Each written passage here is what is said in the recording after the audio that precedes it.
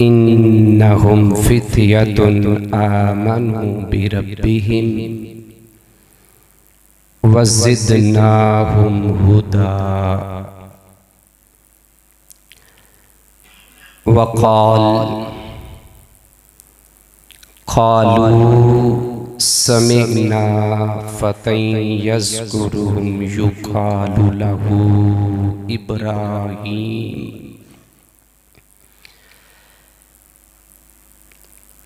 One इब्न मसऊद रज़ियल्लाहु अन्हु क़ाला क़ाला रसूलुल्लाह सल्लल्लाहु अलैहि वआलिहि वसल्लम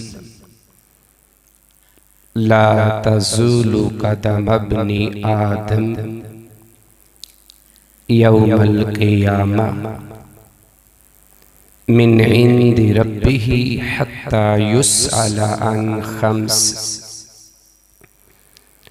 अन उमरिही फीमा अफना व अन शबाबिही फीमा अबला।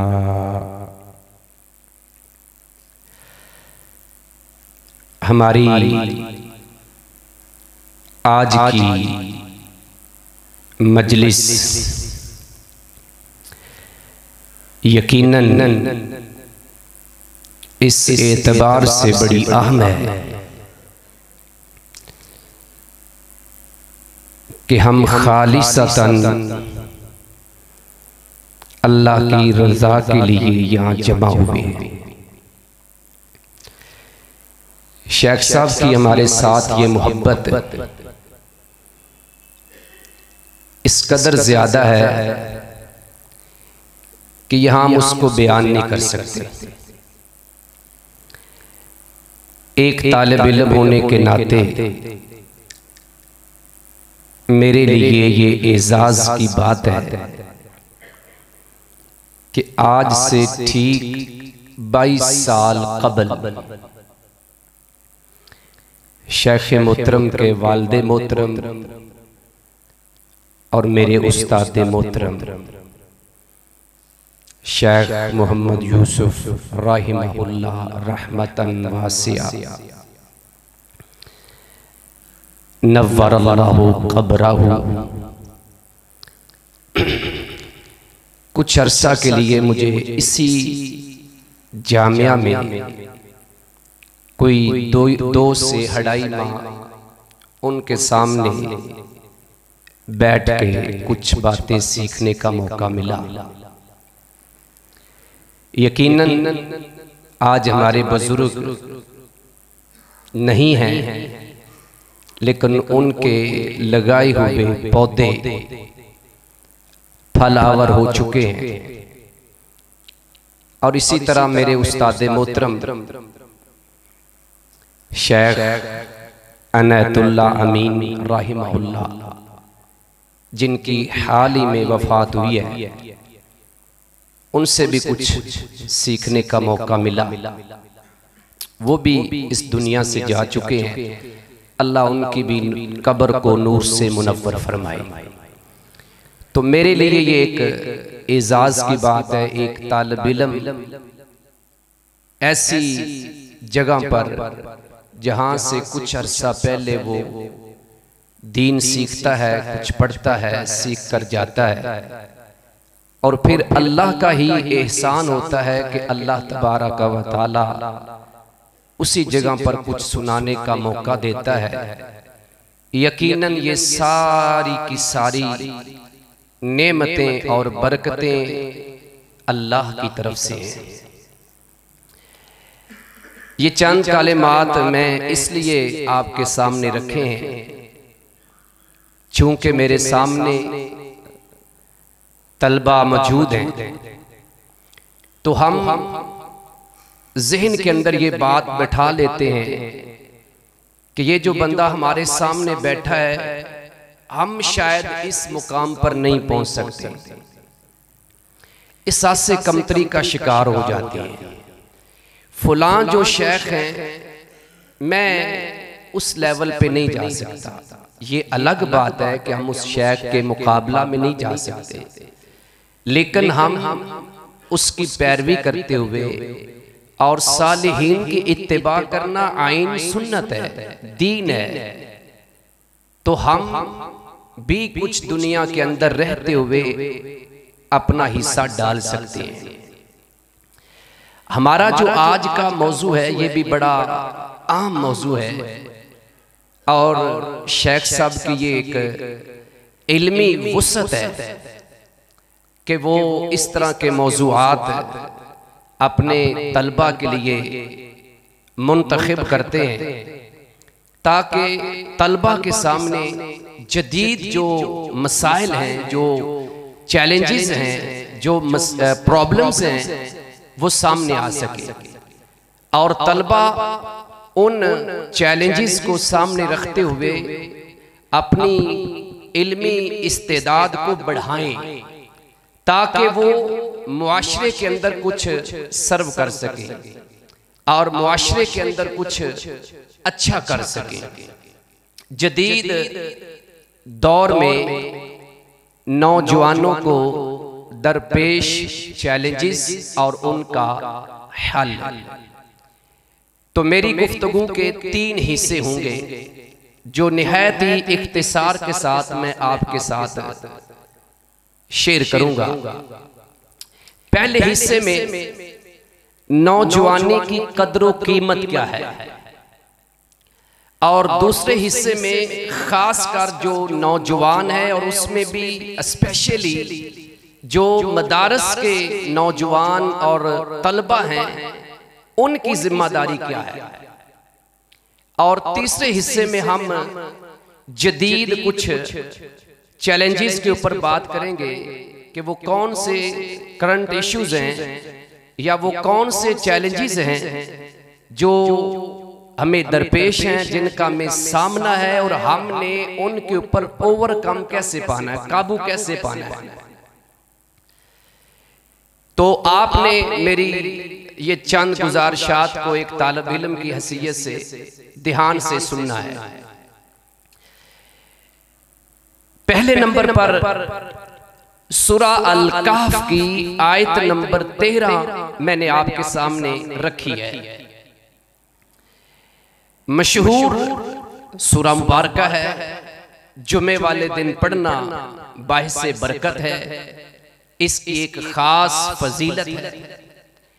और इस सूरा मुबारक में जो अल्लाह ने असहाबे काफ का वाकया बयान किया है वो भी नौजवानों के मुताल्लिक है। ये वाकया अरब के अंदर किसी ना किसी तरीके से बयान होता था, क्योंकि कुरान के ये अल्फाज बता रहे हैं कि नहनु नकुस्सु अलैका नबअहुम बिल हक। लोग अपने अपने तरीके से असहाबे काफ की बातें करते हैं, लेकिन मैं अल्लाह आपको एग्जैक्ट बिल्कुल दुरुस्त जो वाकया है, जो सही वाकया है वो बताने वाला हूं। जो हकीकत में बात हुई है, जो वाकया हुआ है वो मैं आपके सामने रखूंगा। लिहाजा अल्लाह कहते हैं कि ये जो लोग थे इन्नहुम फित्या, यकीनन ये नौजवानों का एक गिरोह था, नौजवान थे और अपने रब पर ईमान ला चुके थे। जब वो अपने रब पर ईमान ले आए तो अल्लाह फरमाते हैं वज़िदनाहुम हुदा, तो हमने भी फिर उन्हें ईमान में और बढ़ा दिया। और ये हकीकत है कि जब इंसान नेकी की तरफ कदम रखता है तो अल्लाह मजीद नेकियों के रास्ते खोलते हैं, और जब इंसान बुराइयों की तरफ कदम रखता है तो बुराइयां भी उसके सामने मजीद खुलती जाती है। लिहाजा अल्लाह रब्बुल इज्जत ने इस नौजवान गुरोह का जिक्र किया, बताया ये कि मुआशरे के अंदर एक नौजवान जमात की या एक नौजवान शख्स की क्या अहमियत है।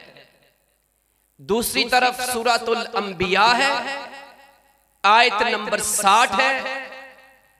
सैयदुना इब्राहीम अलैहिस्सलाम कौम के बुत तोड़ देते हैं। कौम वाले वापस पलटे, कहा ये किसका काम है? तो कुछ लोग कहने लगे कालू समेना, कहने लगे कि हमने सुना है। फतई यज़कुरुहुम, एक नौजवान है जो इनका तज़किरा कर रहा था। तज़किरा क्या था? कि मैं इनको तोड़ डालूंगा, मैं इनको खत्म कर दूंगा। युकालु लहू इब्राहीम, उसका नाम इब्राहीम अलैहिस्सलाम है। अहले इल्म ने लिखा है और आप भी अहले इल्म में जानते हैं कि उन्होंने लफ्ज़े जवान इसलिए इस्तेमाल किया कि ये अभी नई नई जवानी चढ़ा है, इसको हकीकत का पता नहीं। हमारे आबाओ अजदाद, हमारे बड़े चाचा बाबा ताया मामे सब, वो तो शुरू से अपने हाथों से बुत तराश के उनके सामने झुकते आए हैं। और ये एक नौजवान खड़ा होकर इनकी मुखालफत कर रहा है, झुकने की बजाय इनको तोड़ रहा है। तो ज़हन में क्या था कि शायद अभी ये समझदार नहीं है।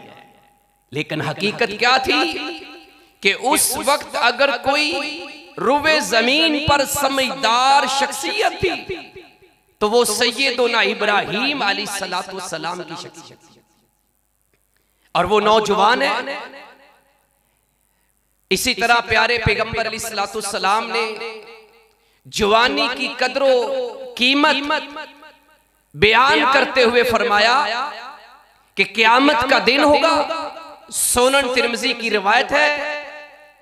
और इब्ने आदम अल्लाह के सामने खड़ा होगा और जब तक अल्लाह इससे सवालात नहीं कर लेते और ये जवाब नहीं दे देता, तब तक ये वहां से अपने कदमों को हरकत भी नहीं दे सकते। ला तज़ूलु कदम अब्नी आदम यौमल क़ियामा मिन इंदी रब्बिही, अपने रब के सामने खड़ा है और बिल्कुल अलर्ट होके। यहां तो दुनिया के अंदर किसी SHO के सामने खड़ा होना पड़ जाए तो पता चलता है पसीने छूट जाते हैं। लेकिन वही शख्स नमाज में है तो अपने ख्यालों में खोया हुआ है, इसकी हरकत सकनात बड़ी अजीब हो जाती है। लेकिन वहां जब रब के सामने खड़ा होगा तो उस वक्त पूरी तरह अटेंशन के साथ खड़ा होगा। फरमाया कि हत्ता युसअला अन खम्स, यहां तक कि से कितनी चीजों के बारे में पूछ लिया जाएगा? 5 चीजों के बारे में पूछ लिया जाएगा। नंबर 1 पर अन उमरिही फीमा अफना, इसकी पूरी उम्र के बारे में, जिस दिन ये दुनिया में आया है तब से लेकर जब इसकी आखिरी सांस निकली है, ये जितना भी पीरियड है इसके बारे में अल्लाह ने सवाल करना है। बता भाई, बच्चा था, बड़ा हुआ और खासकर जब बालिग हुआ, बलूगत के बाद एक एक लम्हे का हिसाब, एक एक पल का हिसाब। आज मैं और आप कैसे नौजवान हैं कि हम अपने वक्त को जाया करते हैं गलत कामों के ऊपर। मोबाइल हमारे हाथ में और गलत वेबसाइट विजिट करके, मुख्तलिफ एप्स उनको खोल के कैसे हम अपने टाइम को बर्बाद करते हैं। याद रखना चाहिए कल क़यामत को अल्लाह ने एक एक लम्हे का हमसे हिसाब लेना है। फिर प्यारे पैगंबर अलैहिस्सलाम फरमाते हैं व अन शबाबी फीमा अबला, फिर इसकी जवानी के बारे में सवाल होगा कि इसको कहां पुराना किया। हालांकि पूरी उम्र के अंदर जवानी शामिल है, लड़कपन शामिल है, बुढ़ापा शामिल है, लेकिन अलग से जवानी का सवाल करने का मकसद क्या है कि जवानी में इंसान तवाना होता है, ताकतवर होता है और इसके पास कुव्वत होती है, एनर्जी होती है। अगर ये नेकी की तरफ आ जाए, अल्लाह की राह में निकल पड़े, जिहाद करना पड़े, दावत व तबलीग का मैदान हो, तो ये थकता नहीं है, मेहनत करता जाता है। रात को क़याम करना हो, लंबा क़याम कर सकता है, वाज़ो नसीहत कर सकता है और दीन के ज्यादा से ज्यादा काम कर सकता है और लोगों की खैर खाई भलाई के काम कर सकता है। जवानी एक ऐसी उम्र है जिसमें इंसान नेकी की तरफ आ जाए तो बहुत ज्यादा नेकियां कर सकता है, और अगर गुनाह की तरफ चल पड़े तो हमारे नौजवान गुनाहों के भी अंबार लगा देते हैं। इसलिए अल्लाह के पैगंबर अलैहिस्सलाम ने खास कर जवानी का जिक्र किया। एक दूसरी हदीस है, अल्लामा अलबानी ने इसको सही अत-तरगीब के अंदर नकल किया है। इस हदीस के रावी सैयदुना अब्दुल्लाह बिन अब्बास रज़ी अल्लाह अन्हुमा। अल्लाहु अकबर। कहते हैं कि प्यारे पैगंबर अलैहिस्सलाम ने फरमाया, एक तनिम तू गनीमत जा, खमसन क़ब्ला खम्स, 5 चीजों को 5 से पहले, शबाबका क़ब्ला हरमिक, अपनी जवानी को बुढ़ापे से पहले, अपनी जवानी को बुढ़ापे से पहले गनीमत जानो। इस हदीस से भी ये इशारा मिलता है कि इंसान की जवानी की बहुत ज्यादा अहमियत है। इसी तरह सही मुस्लिम की रिवायत है, सैयदुना अबू हुरैरा रज़ी अल्लाह अन्हु इसके रावी है, बड़ी मशहूर हदीस है। अल्लाह के साए वाली, अर्श के साए वाली, सबअतुन युज़िल्लुहुमुल्लाहु फी ज़िल्लिही यौम ला ज़िल्ला इल्ला ज़िल्लुहु। 7 किस्म के लोग ऐसे हैं जिनको अल्लाह क़यामत के दिन अपना साया नसीब फरमाएंगे, जिस दिन किसी चीज का साया नहीं होगा। उनमें से दूसरे नंबर पर जिसका जिक्र किया है, फरमाया वशाबुन नशअ फी इबादतिल्लाह, वो नौजवान जो जवानी की सीढ़ियों पर कदम रखता है तो अल्लाह की इबादत करते करते, अल्लाह की इबादत करते हुए अपनी जवानी को खपाता है, अल्लाह की इताअत करते हुए, फर्मा बरदारी करते हुए, दीन इस्लाम को सीखते सिखाते हुए, कुरान पढ़ते पढ़ाते हुए वो अपनी जवानी को गुजारता है। अल्लाह को इसकी जवानी का ये अमल इतना पसंद आता है कि क़यामत वाले दिन जब सूरज 1 मील के फासले पे होगा, और सही मुस्लिम के अल्फाज हैं कि लोग अपने गुनाहों की वजह से अपने पसीने के अंदर होते खड़े होंगे।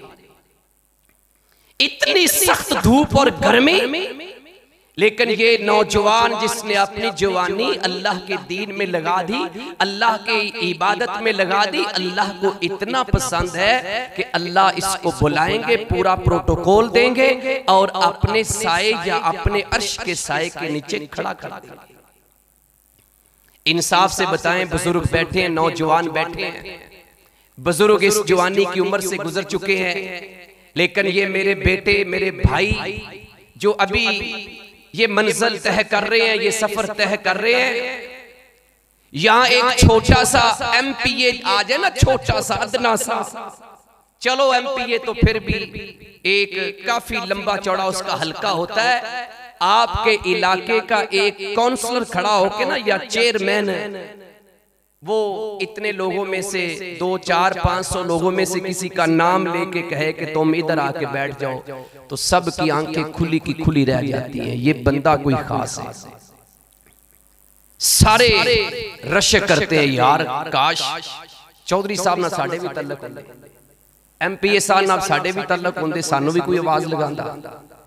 आप अंदाजा करो कि जिस बंदे का नाम, जिस नौजवान का नाम अर्श वाले रब पुकारेंगे, और बुला के अपने साए या अपने अर्श के साए के नीचे जगह देंगे। उस वक्त हजारों नहीं, लाखों नहीं, करोड़ों नहीं, अरबों नहीं, खरबों नहीं, अनगिनत तादाद में इब्ने आदम की औलाद खड़ी होगी और अल्लाह उस नौजवान को पूरी इज्जत तकरीम प्रोटोकॉल के साथ बुला के अपने साए के नीचे या अपने अर्श के साए के नीचे जगह देंगे। क्या कमाल की जवानी गुजारी है। और इसी हदीस में 5वें नंबर पर एक शख्स का जिक्र हुआ और हदीस के अल्फाज से शेख बैठे हैं, नजर यही आता है कि ये नौजवान है। पंजाबी कहते हैं बुढ़े नूं किन्ने कहना, किसी नौजवान को किसी औरत ने दावत देनी है। हदीस के अल्फाज है, सही मुस्लिम है, वरजुलुन दाअतहु इमरातुन ज़ातु मनसबिन व जमाल फक़ाला इन्नी अख़ाफुल्लाह। एक बंदा है, नौजवान है, खूबसूरत है, और एक खूबसूरत औरत, हसीनो जमील, हस्बो नस्ब आला, खानदान आला, मालो मता बहुत ज्यादा। आज नौजवान मोबाइल हाथ में है और किसी का मैसेज किसी ऐसे नंबर से आ जाए तो फौरन टेंशन में आ जाता है, हो सकता किसी लड़की का नंबर हो। क्या बात है। इधर बुराई की दावत मिल रही है, गुनाह की दावत मिल रही है, लेकिन ये नौजवान अल्लाह का डर दिल में रखने वाला, वही बात वशाबुन नशा फी इबादतिल्लाह, जब इसकी जवानी अल्लाह की इबादत में गुजर रही होगी तो फिर बुराई आएगी भी तो ये बुराई करेगा नहीं, सब्र से काम लेगा, इस्तिकामत से काम लेगा और अल्लाह से डरते हुए उस गुनाह को नहीं करेगा। फ़क़ाला इन्नी अख़ाफ़ुल्लाह, ये अल्लाह का बंदा कहता है मेरे दिल में अल्लाह का डर है, मैं ये गुनाह नहीं करता। और सही मुस्लिम की रिवायत है, नौजवान, कुव्वत वाला, ताकत वाला मोमिन अल्लाह को ज्यादा पसंद है। ये नहीं कि बूढ़ा पसंद नहीं है, बूढ़ा भी पसंद है, ईमान वाला है। अगर नौजवान ईमान से खाली है तो अल्लाह को पसंद नहीं है। हजरत अबू हुरैरा रज़ी अल्लाह अन्हु फरमाते हैं, रसूलुल्लाह सल्लल्लाहु अलैहि वसल्लम ने फरमाया, अल मुमिनुल कविश खैरु व हब्बु इलल्लाह मिनल मुमिनिज़ ज़ईफ़। एक मोमिन है, कमजोर है, साफ ज़ाहिर है कमजोरी बुढ़ापे के अंदर आती है। जब बंदा बूढ़ा हो जाता है तो कमजोरी आती है। नौजवानी के अंदर मोमिन मजबूत होता है, तवाना होता है, उसके पास एनर्जी ज्यादा होती है, मेहनत ज्यादा कर सकता है। अल्लाह को ऐसा मोमिन ज्यादा पसंद है। तो आप अंदाजा लगा लें कि नौजवानी की जिंदगी कितनी अहम है, जिसको हम तबाह करते जा रहे हैं, बर्बाद करते जा रहे हैं, खेल कूद के अंदर गुजार देते हैं। हत्ता के मदारस में आकर भी कई मेरे भाई, कई मेरे दोस्त, हम भी जब पढ़ते थे हमारे साथ भी यही मामला था। कुछ महज एंजॉय के लिए आते हैं कि ठीक है भाई टाइम पास करो और काम खत्म। अब मदारस के नौजवान या वो नौजवान जो किसी ना किसी तरीके से दीन का काम कर रहे हैं, उनकी जिम्मेदारी ज्यादा क्यों बनती है? दूसरा हमारा पहलू है, दूसरा पॉइंट। उसकी वजह यह है कि मदारस के नौजवान या वो मेरे भाई जो डायरेक्ट मदारस में तो नहीं पढ़े, लेकिन किसी ना किसी तरीके से ऑनलाइन या अपनी मस्जिद में या किसी बड़े जय्यद आलम से मुंसलिक है, मसले मसाइल पूछते रहते हैं और फिर वो आगे दूसरों को दावत देते हैं। उनकी जिम्मेदारी ज्यादा क्यों है? उनकी जिम्मेदारी इसलिए ज्यादा है कि एक बंदा सिरे से दीन को सीखता ही नहीं है। एक नौजवान है, उसने सिरे से दीन को सीखा ही नहीं है। उसको हो सकता है सही मानों में कालिमा अदा करना ही ना आता हो, उसको नमाज का तर्जमा तक ना आता हो, नमाज का तरीका, वुजू का तरीका ना आता हो। वो तो मैदान में जाके लोगों को दावत नहीं देगा, दावत तो आपने देनी है। अब आपने जब दावत देनी है तो कुरान ने ये उसूल बयान किया है कि सबसे पहले आपने और मैंने अपनी इस्लाह करनी है। कुरान कहता है फितने जितने भी आ जाए, जुल्म जितना भी बढ़ जाए, बिदात जितनी भी बढ़ जाए, गुमराही जितनी भी बढ़ जाए, अगर आप सिराते मुस्तकीम पर खड़े हो गए और आपने ठान ली है कि मैंने दीने इस्लाम पर मिन्नोआन अमल करना है, तो फिर दुनिया के फितने आपको हिला नहीं सकते। सूरह अल-माइदा आयत नंबर 105 है, अल्लाह का कुरान कह रहा है या अय्युहल्लज़ीना आमनू अलैकुम अनफुसकुम, ऐ ईमान वालो, ईमान का दावा करने वालों, तुम्हारी जिम्मेदारी है कि पहले अपनी जानों की फिक्र करो, अपने नफ्सों की फिक्र करो। क्या फायदा होगा? ला यज़ुर्रुकुम मन दल्ला इज़ा तदैतुम, फिर जो गुमराह लोग हैं, जो बातिल हैं, जो फितना परवर लोग हैं, वो आपका कुछ नहीं बिगाड़ सकते अगर आप हिदायत के रास्ते पे खड़े हो जाते। जैसे आपने सूरह अल-कहफ की आयत सुनी 13 नंबर, ये नौजवान हिदायत पे खड़े हो गए थे, तो वक्त के सारे फिरौन, काफिर, मुशरिक, बिदती, अल्लाह के बागी, नाफरमान, इनको हिदायत के रास्ते से नहीं हटा सके, बल्कि अल्लाह कहते हैं वज़िदनाहुम हुदा, हमने तो इनको हिदायत में और बढ़ा दिया, हिदायत के रास्ते और इनके लिए खोल दिए। पहले अपनी इस्लाह करेंगे। आज हमारे मुबल्लिगीन, मेरे समेत, हमारी हालत ये है, मिंबरों मेहराब पे हम कुछ कहते हैं, लेकिन अमली जिंदगी जब देखी जाती है लोग हमसे नफरत करते हैं।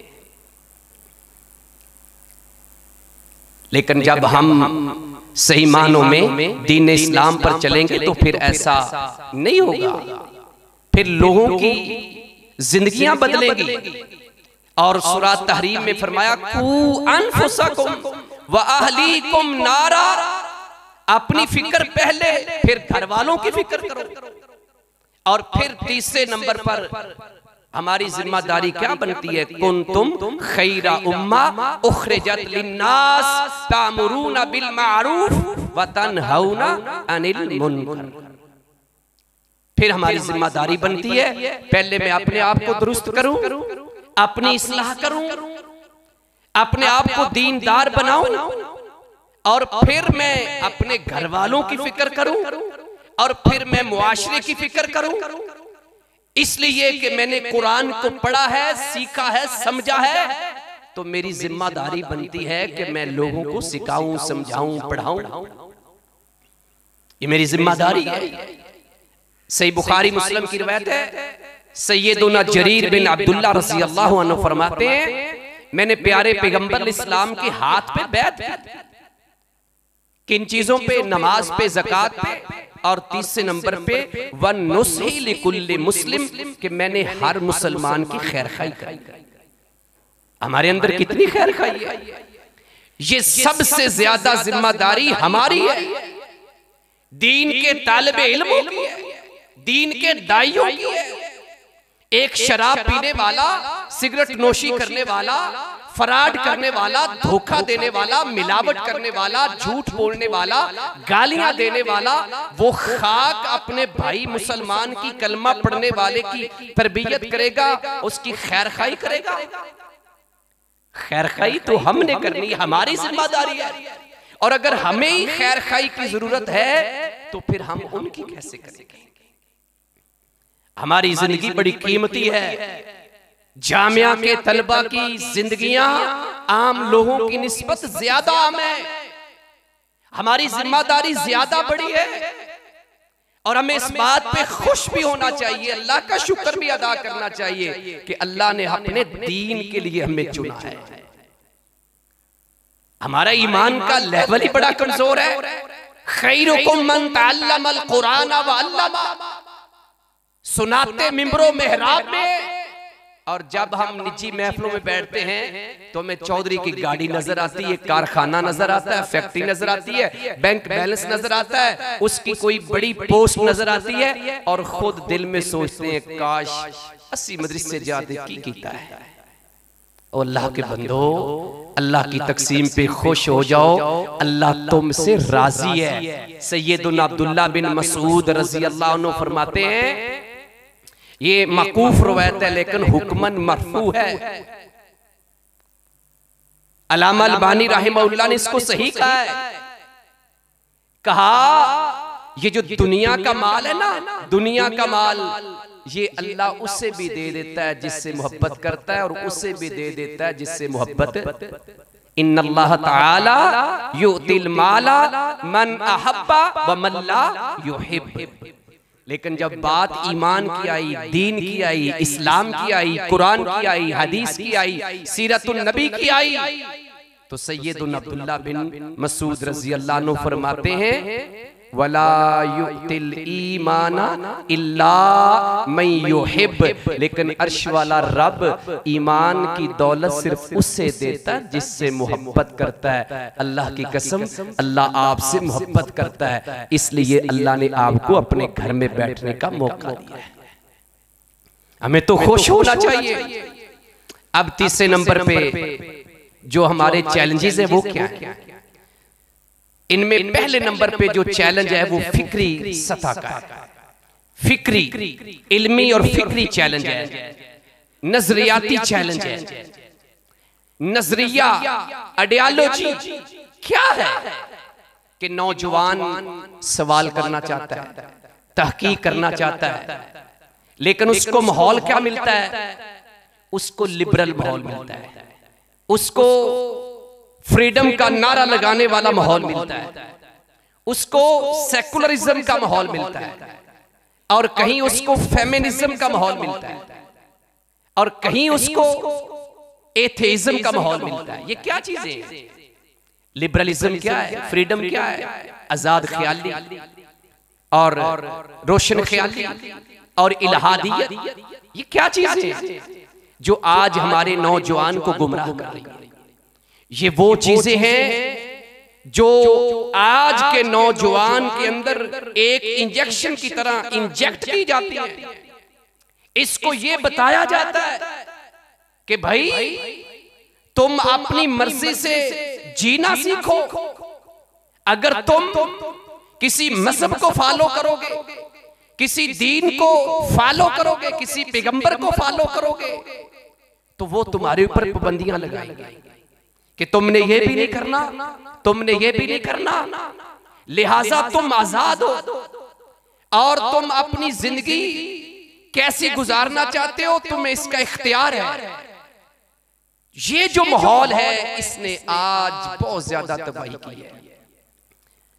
और जामियात के अंदर, जामियात से मुराद है यूनिवर्सिटीज के अंदर, यूनिवर्सिटीज के अंदर ऐसे नौजवान आपको मिलेंगे कि जो इस लेवल तक चले गए हैं कि वो अल्लाह का इनकार कर बैठे हैं।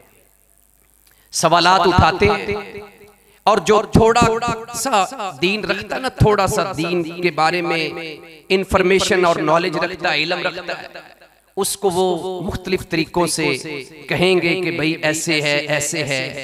कैसे हम मान लें कि ये वही जो है ये अल्लाह ने नाजिल की है? वही के ऊपर सवाल उठाएंगे। अब जिसके पास इल्म नहीं है वो परेशान हो जाएगा। फिर कभी अल्लाह एग्जिस्ट ही नहीं करता, अल्लाह मौजूद ही नहीं है, नौज़ुबिल्लाह।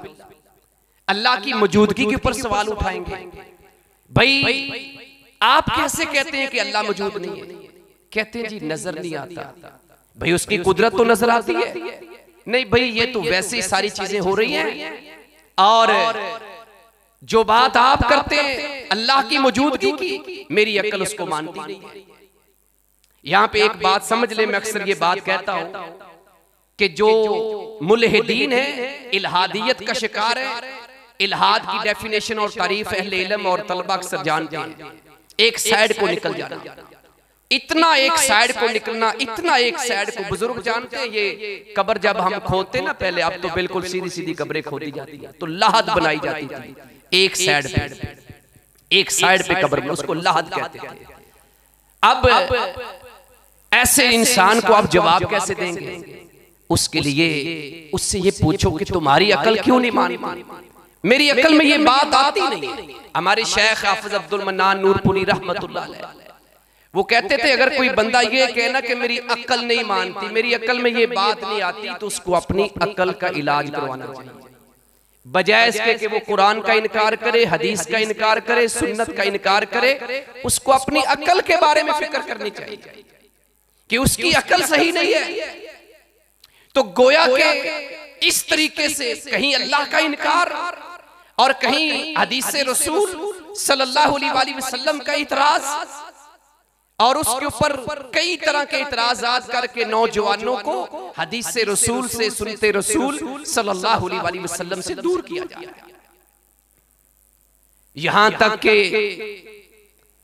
एक नौजवान से मेरी मुलाकात हुई और वो इस लेवल पे आ चुका था, शरीफ यूनिवर्सिटी रायविंड, यहां वो पढ़ता था, इंजीनियरिंग का स्टूडेंट था।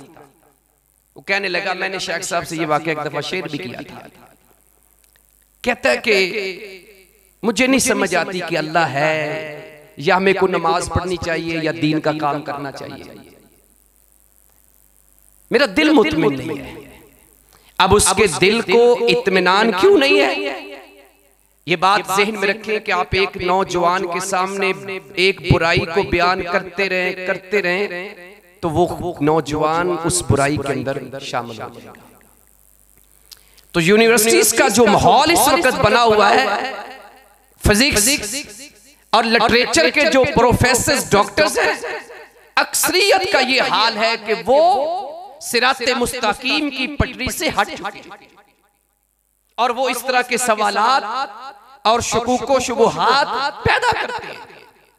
क्योंकि वजह क्या है, फी कुलूबिहिम मरदुन फज़ादहुमुल्लाहु मरदा, इनके दिलों में बीमारी है, रोग लगा हुआ है, और ये फिर लोगों को भी उस बीमारी की तरफ लेके आते हैं। अब ये जो प्रॉब्लम्स हैं, ये जो चैलेंजेस हैं, इनका हमने मुकाबला कैसे करना है? तो इसके लिए हमें अकायद के ऊपर अपनी ग्रिप को मजबूत करना है। खासकर मैं तलबा के लिए बात करूंगा, हमारे नौजवानों में अकायद के ऊपर उबूर बहुत कम होता जा रहा है। पहले हमारे अकाबर हमारे तलबा को, मैं यहां की बात नहीं कर रहा, ओवरऑल बात कर रहा हूं, अकायद के ऊपर मजबूत करते थे, क्योंकि सबसे पहली सीढ़ी बुनियाद अकीदा है। कुरान की आयत है सूरह मोहम्मद की सल्लल्लाहु अलैहि वसल्लम की, फ़अलम अन्नहु ला इलाहा इल्लल्लाह, जान लो कि अल्लाह के सिवा कोई माबूद नहीं है। इमाम बुखारी रहमहुल्लाह ताला अपनी सही में किताबुल इल्म में बाब कायम करते हैं, अल इल्मु क़ब्ल अल क़ौल वल अमल, बात करने से पहले, अमल करने से पहले तुम्हारे पास इल्म होना चाहिए, इल्म। और इल्म में सबसे पहली दलील जो तर्जमातुल बाब के अंदर वो लेके आए हैं, वो कुरान की इसी आयत को लेके आए, फ़अलम अन्नहु ला इलाहा इल्लल्लाह।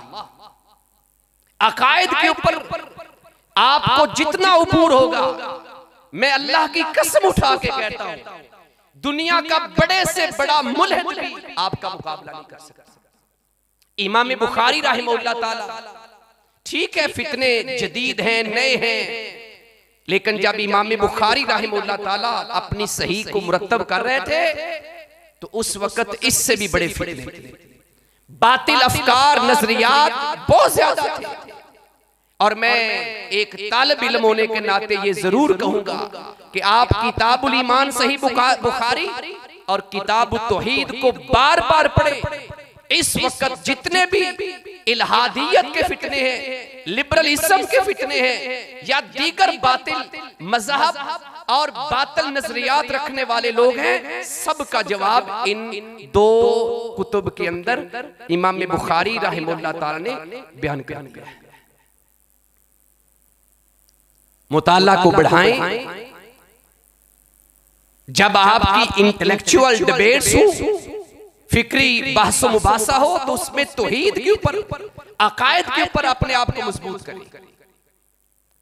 और खुद मुताला करें, खुद शुकूक व शुबहात का हल तलाश करें, हम लकीर के फकीर बन गए हैं। मोबाइल ठीक है, अच्छी अच्छी ऐप्स हैं, हमें फायदा देती हैं, लेकिन पहले कोशिश करें खुद चीजों को सॉर्ट आउट करें, मसाइल का हल खुद निकालें, फिर आप जहां फंस जाएं फिर ऐप्स की मदद से, असातिज़ा की मदद से उसको हल करवाएं। जिस तरह सूरह नहल में अल्लाह फरमाते हैं फस्अलू अहल ज़िक्र इन कुंतुम ला तअलमून, जब तुमने पूरी कोशिश कर ली, मेहनत कर ली, असल में हम मेहनत करना नहीं चाहते, तो फिर तुम्हें जवाब नहीं मिला, तो अब तुम्हारे अकाबर है, जय्यद उलमा है, सलफ सालेहीन है, उनको देखो, उनकी कुतुब को देखो क्या जवाब दिया है, और फिर इनका मुकाबला करो। अपने आप को इतना मजबूत करके निकलो और इस ईमान के साथ निकलो कि अल्लाह की कसम दुनिया के सारे बातिल मज़हब और बातिल नजरियात वाले लोग मिल के भी आ जाए, मेरे पास कुरान का सही इल्म है, हदीस का सही इल्म है, अकायद के ऊपर मुझे अबूर है, कोई बंदा भी मेरे सामने टिक नहीं सकता। इसी तरह एक चैलेंज हमें ज़हनी दबाव है। ज़हनी दबाव क्या है? बाज़ दफा स्टडी की वजह से हम परेशान हो जाते हैं, हमें मुश्किल लगता है, जो अगली क्लासेस में जाते हैं मसला मुश्किल होता जाता है, फिर हम जान छुड़ाते हैं। बाज़ दफा फैमिली का प्रेशर होता है, ये भी हमारे नौजवान को एक इशू है, एक चैलेंज है। घर वाले बार बार कहते हैं कितनी देर रह गई है, फुलां का बेटा जो हमारे यहाँ आम देहातों में चल रहा है, वो जुमा पढ़ा लेता है, वो तकरीर करता बड़ी लच्छेदार, एने ने पैसे लेके आंदा है, आपने क्या किया है? तो बंदा डिप्रेशन के अंदर चला जाता है, स्ट्रेस में चला जाता है, टेंशन लेता है, एंजाइटी हो जाती है इसको। तो क्या करना है? एक नौजवान जो दीन के साथ जुड़ा हुआ है, उसको चाहिए कि वो अल्लाह के जिक्र में रहे, कोशिश करता रहे, मेहनत करता रहे, और अल्लाह की रहमत से किसी लम्हा भी मायूस न हो। वअहरिस अला मा यनफउका वस्तईन बिल्लाह वला ताजज़,